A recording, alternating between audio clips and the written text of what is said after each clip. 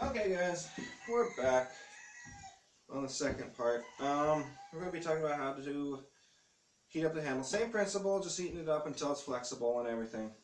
So let's get this back out. Now, we will also need to discuss this real quick. Okay, this is your handle, well, your hand guard. This is really important to have if you want to build a katana or something. But it is not necessary if you don't want to use it. Okay.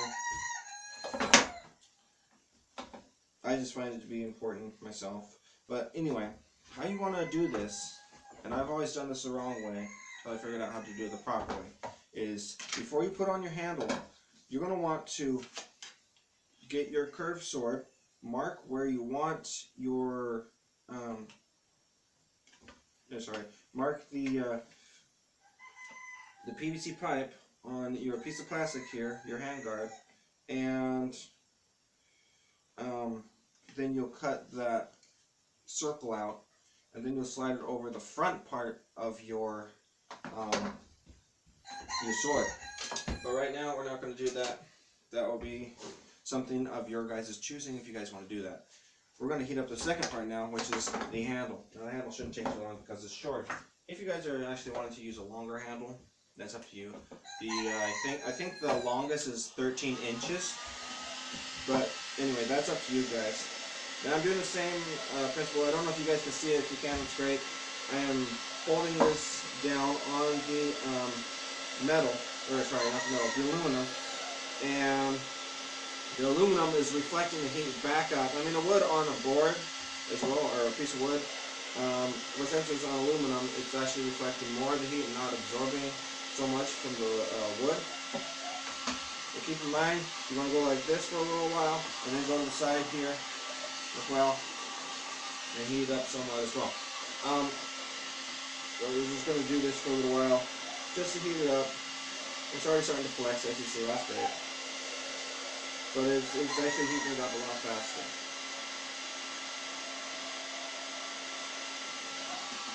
I'm going to go to the other side, do the same thing, very gently. And I'm going to go down here for a little bit. It's just to heat up this plastic a lot faster, so guys aren't having to watch me make a katana a sword for 2 hours, which would be ridiculous. And it's a great way for you guys not to have to make a sword for 2 hours. And technically, you guys don't really have to make a sword for 2 hours. It's more like an hour and 15 minutes or so, but it's 2 hours because you have to paint it as well. Which again, that's the part that part is for you guys to decide how you guys want to paint it. I don't have to tell you guys how to paint something you guys already know how to paint.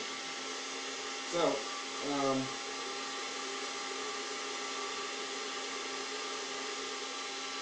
here.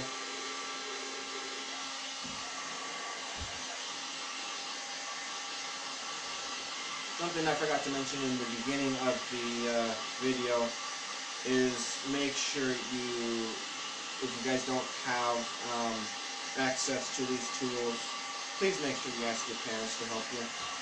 I don't want you guys burning yourself. That's not cool. I've burned myself with this type of gun before, and it's not cool. It is not cool.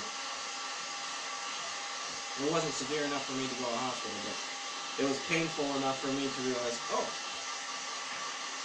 I should be wearing gloves. Oh, maybe I should get some help on this one. Okay, so this is almost done, as you can see. Oh, and it's actually really, really hot. That's why you guys need to wear gloves. Okay, well, we're heating it up. And as you guys see, it's flexible, which is good. Heating up on both sides. Do one more like this for about a minute. Just to get it hot enough so it'll stay that way. Okay. Now I say a minute, but that's an exaggeration. So here we go, like this. If you guys can see it, just gonna hook it up, and it'll be about that far in. Is that the side I want? Yes. Okay, make sure it's the side you want before you guys start hooking it up. All right, now we're gonna do the same process before it cools down, and let's smash it out properly. Smash it out. Make sure it's flat enough. Do not over press it, because you'll be making it look like crap if you do that. And what I mean by over pressing it is that if you're pressing a little hard, you will end up pressing down on this side, on my right side, well, your guys' left side, but my right side a little more on the handle, and it'll bend the handle, it'll squish it and narrow it down on the butt end of it, and that won't be good, because that won't look like a smooth katana or sword. I don't know why I keep saying katana. This is because I'm looking at the one down here. But yeah. Okay. Should cool down. Should have cooled down. Yay! That actually turned out pretty good. Alright, let me get a close up of it. There you go, guys. So that's pretty much what it looks like. All you're doing is heating it up and going over. Yes, sir. If you guys see, I want to bump the camera, but if you guys see, there is that little bump right there. So don't worry about that, because you can tape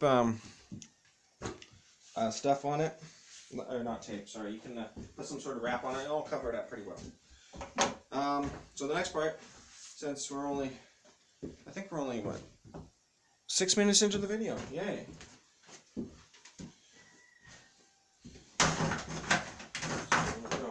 We are going to put in this part now, which is the sheath. Actually, before we do the sheath, I am going to do the end here. Show you guys how to make this. Let's see. Yeah, it's actually kind of crispy. But I am going to show you guys how to make this part look more like a sword instead of like a piece of PVC. Gotta find my cutter. I'm gonna put it right here. Okay, and we need heat gun. Okay. So, we also need, I can find it, my marker.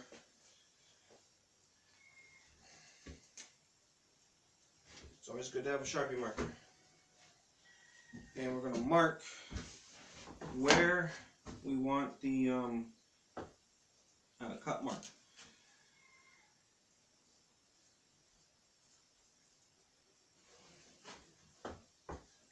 You guys can do it on both sides if you want. That's okay. It's up to you.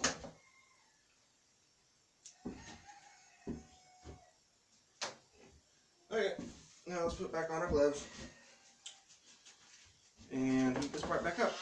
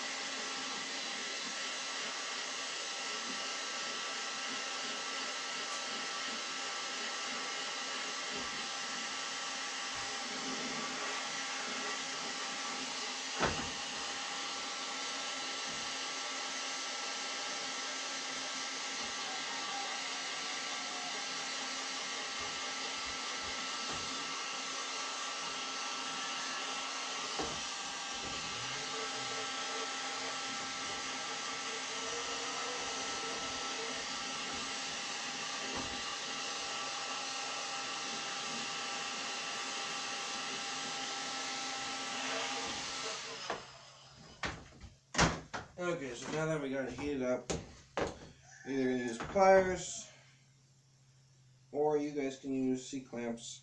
You want to squish this down. Fortunately, I don't have C-clamps with me.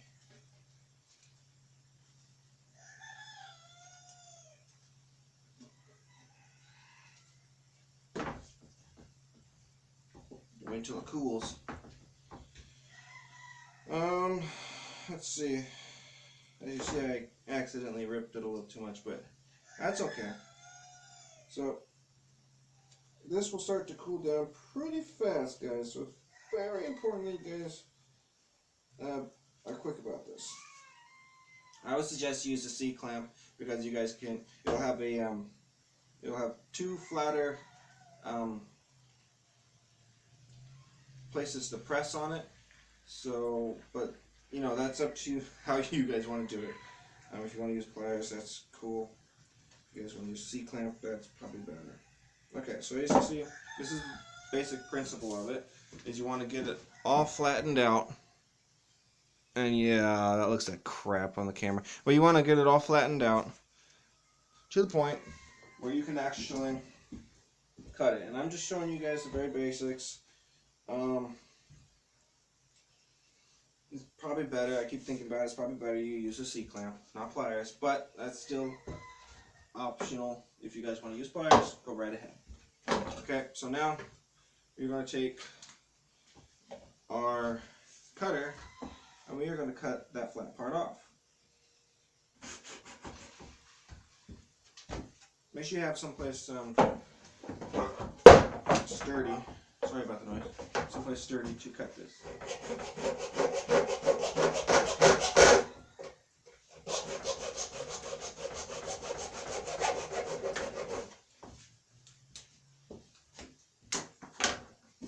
And this is what it's going to look like.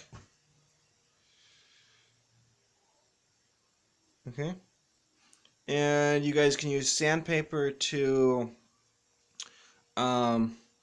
make it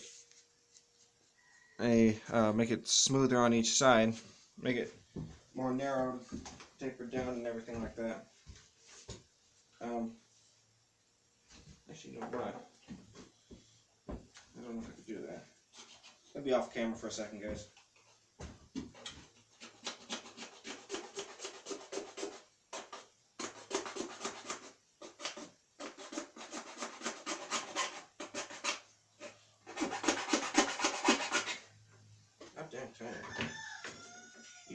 Alright, what I had to do is actually make this this top part right here.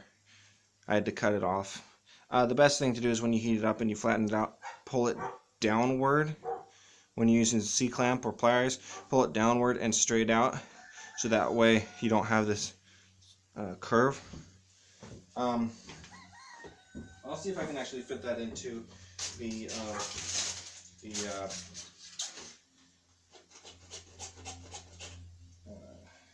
sheath.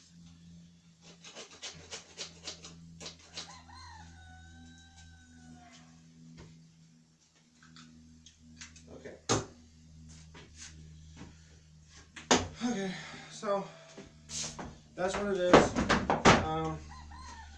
For the